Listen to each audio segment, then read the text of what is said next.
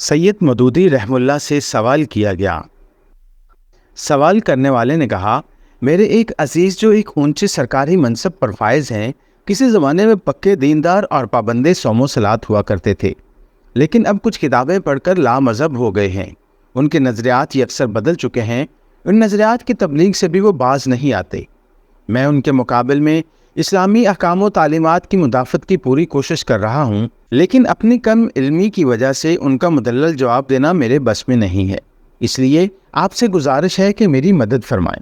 خدا کو وہ قادر مطلق اور اس جہان کا پیدا کرنے والا تو مانتے ہیں، مگر ان کے نزدیک جہان کو خدا نے بنا کر چھوڑ دیا ہے، اور اب یہاں جو کچھ بھی ہو رہا ہے آپ سے آپ ہو رہا ہے۔ کچھ وقت نکال کر مختصر جواب دیں، ممنون رہوں گا۔ سید ابو الاعلیٰ مودودی نے اس کے جواب میں کہا، مجھے آپ کے عزیز عہدیدار کے خیالات معلوم کر کے بڑا افسوس ہوا۔ اللہ تعالیٰ ان کو ہدایت دے اور آپ کو ان کے اثر سے محفوظ رکھے۔ اگر آپ نے میری کتابوں کا مطالعہ کیا ہوتا تو آپ ان کی سب باتوں کا جواب بڑی اچھی طرح دے سکتے تھے۔ اب بھی میں آپ کو مطالعہ کر کے تیار رہنے کا مشورہ دوں گا۔ پھر آپ نے فرمایا، سب سے پہلی بات یہ ہے کہ جس شخص کی قوت فکر معاف نہ ہو، وہ کبھی یہ تصور کر ہی نہیں سکتا کہ کوئی قانون اور نظم کسی نافذ کرنے والے اقتدار کے بغیر بھی نافذ ہو سکتا ہے اور جاری رہ سکتا ہے۔ کائنات میں قانون اور نظم موجود ہے، اس کا انکار تو کسی طرح کیا ہی نہیں جا سکتا۔ اب کیا عقل یہ باور کر سکتی ہے کہ اتنے بڑے لامحدود پیمانے پر لامحدود مدت تک یہ قانون اور نظم کسی اقتدار کے بغیر ہی چل رہا ہے؟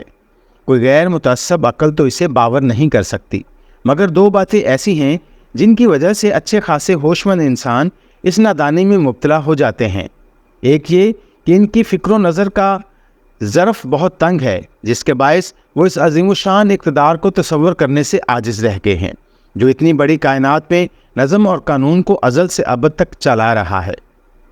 دوسرے یہ کہ اس کو ماننا چاہتے ہی نہیں ہیں، کیونکہ اس کو مان لینے کے بعد ان کے لیے دنیا میں منمانی کرنے کی آزادی باقی نہیں رہتی۔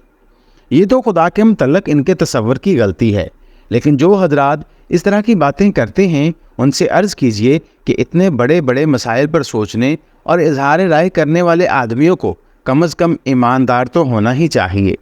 آپ لوگ تو اس صفت سے بھی خالی ہیں۔ آپ خدا اور رسول اور قرآن کے متعلق جو باتیں کرتے ہیں وہ اسلام کے بالکل خلاف ہیں، مگر اس کے باوجود آپ مسلمان بنے پھرتے ہیں اور مسلم معاشرے کو دھوکہ دینے میں آپ کوئی تعامل نہیں کرتے۔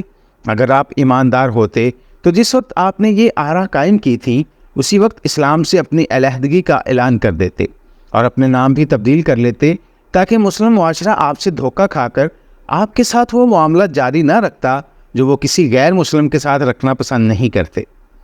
اس سری جیل سازی اور فریب کے بعد آپ کی کسی رائے کو وہ وقت دینا جو صرف ایماندار اور مخلص آدمیوں کی آراء کو دی جا سکتی ہے، ہمارے لیے مشکل ہے۔